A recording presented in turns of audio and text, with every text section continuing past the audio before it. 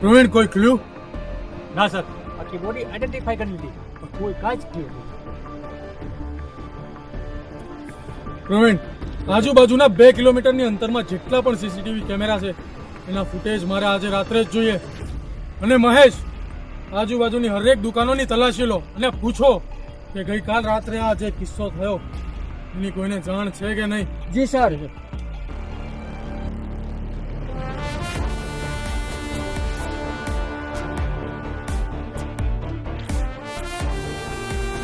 ને હા, શું કહે છે તમારું ફોરેન્સિક ડિપાર્ટમેન્ટ? સર, આ મર્ડર જેને પણ કર્યું છે ને એને આ છોકરીનો થોડો પણ વિચાર નથી કર્યો. જાનવરો કરતા પણ બુરી મને અને એને સંતાડી દીધું. હા, શું લાગે છે આને મારવાનું કોઈ ઠોસ કારણ? સર, એ તો નથી ખબર પણ ફોરેન્સિક ટાઈમમાંથી રિપોર્ટ આવે પછી ખબર.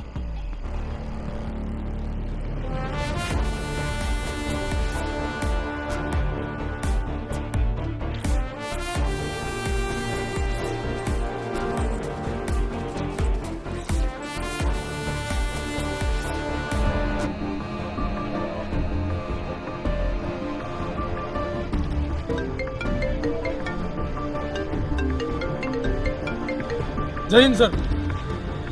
જી જી હા સર, હું આવું જ છું. જી.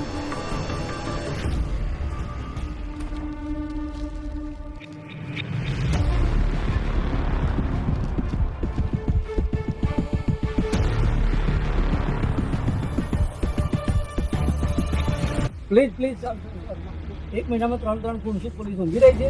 તમને શું લાગે છે પોલીસ સૂઈ રહી છે? એટલે પોલીસ દિવસ રાત મહેનત કરી રહી છે ખૂનીને શોધવા માટે. સર, તમને શું લાગે છે આનો રિઝલ્ટ ક્યારે મળશે?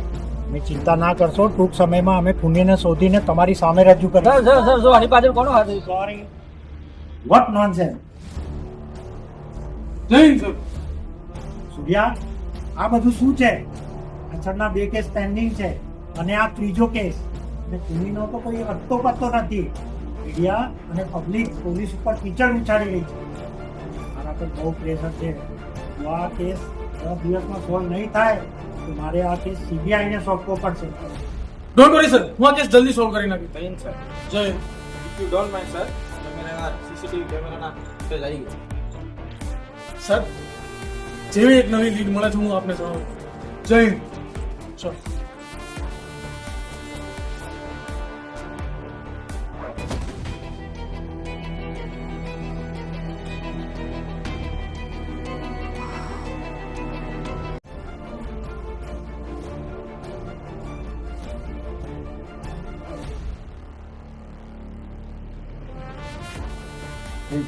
જય હિન્દ. સર, આજે તમામ દુકાનો ચેક કર્યો ત્યાં સીસીટીવી કેમેરા નથી લાગેલો. હા, એક બંગલાની પાસે સીસીટીવી લાગેલો છે. તમે દરેક ચીજ એક કામ કરો, આ પહેલેથી રિવાઇન્ડ કરો. બસ બસ બસ, થેન્ક યુ. ચાલો કરો.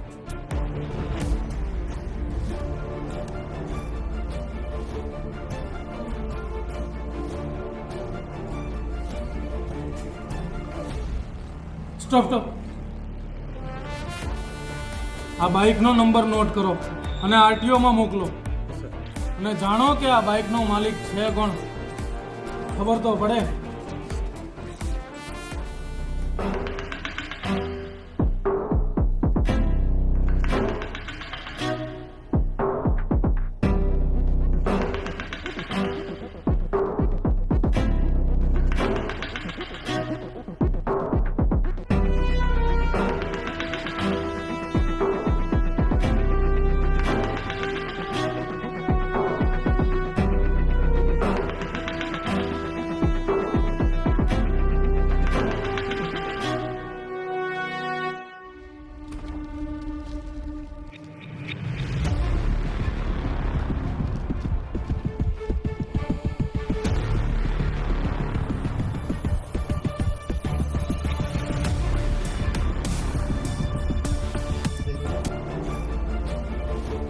જય બોલો, શું અપડેટ છે?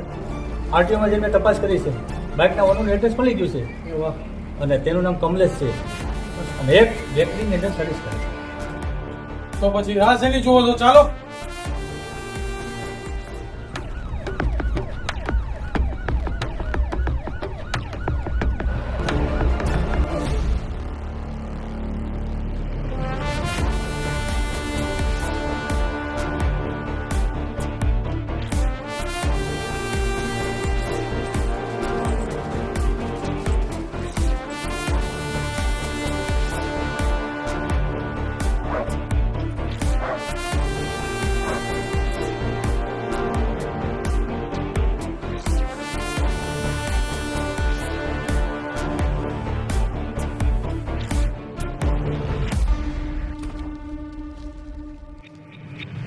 જાનવી, ઓ જાનવી, કોઈ આવ્યું છે બહાર જોજો.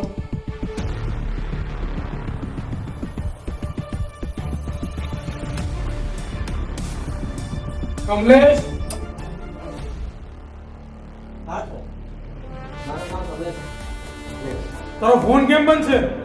સર, મારો 2 દિવસથી ફોન ખરાબ થઈ ગયો છે. પણ તું 2 દિવસથી નોકરી પણ નથી જતો.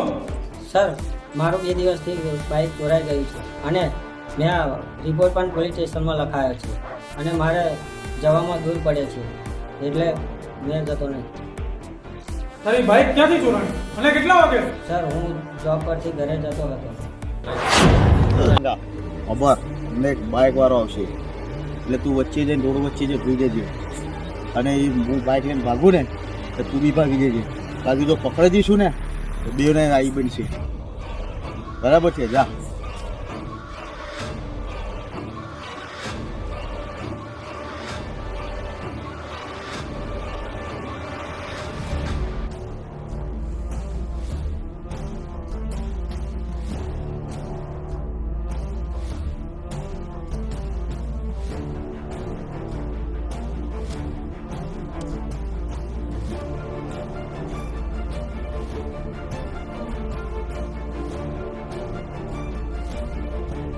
ભાઈ, કોણ છે તું?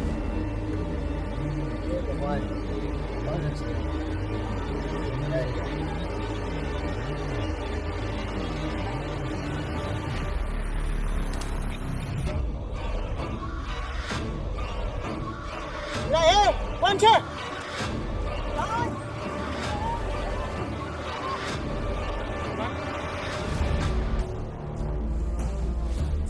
ભાઈ, કઈ નથી દેખાતું. થઈ ગયો આ. અને હું ઘરે જવો છું આલીશ. મારું બાઈક એ પેલા ચોર લોકો લઈ ગયા અને હું નોકરી પણ કેવી રીતે જઈશ? લાવ, ચાલ મને પોલીસ સ્ટેશનમાં જવા દે અને ફરિયાદ લખાવા દે. ઠીક છે, પણ મને જાણ કર્યા વગર શહેર છોડીને જતો નહીં અને જ્યારે પણ બોલાવું ત્યારે પોલીસ સ્ટેશને આન્સર કરી દેજો. ઠીક છે?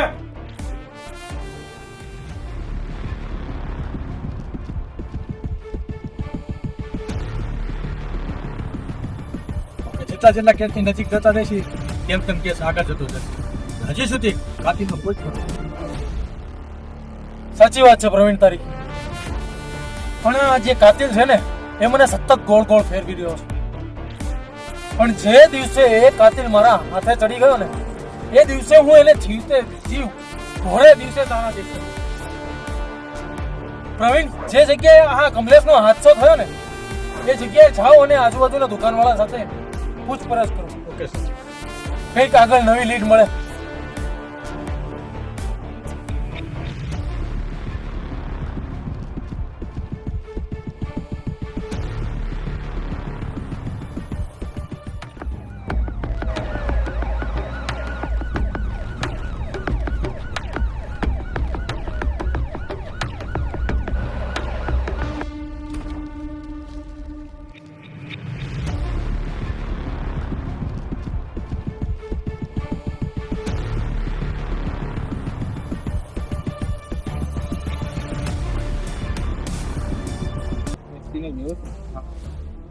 તો અમારા ફળિયાની બાજુમાં જ રહે છે. બહુ મોટો ચોર છે, હા, ધ્યાન રાખજો. કઈ જગ્યાએ રહે? એ અમારા ફળિયામાં છે.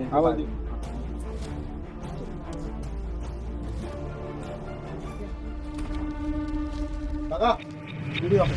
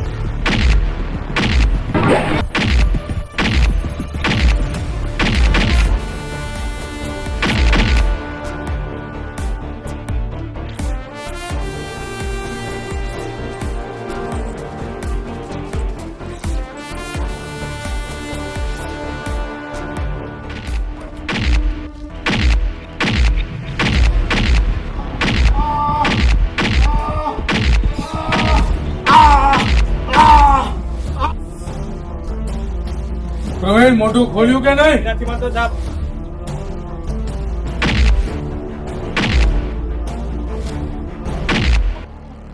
બોલ, આ બધી છોકરીઓના ગુમ કરીને તને મળે છે શું? આ ગુનો મેં નથી કર્યો. અમે તો નાની મોટી ચોરીઓ કરીએ છીએ. તો પછી જે દિવસે મર્ડર થયું તો ત્યારે સ્પોટ પર તમે શું કરી રહ્યા હતા? ભાઈને અમે બાઇક ચોરી કરવા ગયા. આઈ સે સ્ટોપ ઇટ. સૂર્યા, જવા દો એમને. પણ સર, આ નિર્દોષ છે, એ બેગુના છે. આ કેસની ફાઇલ સીબીઆઈ ને સોંપાઈ ગઈ છે.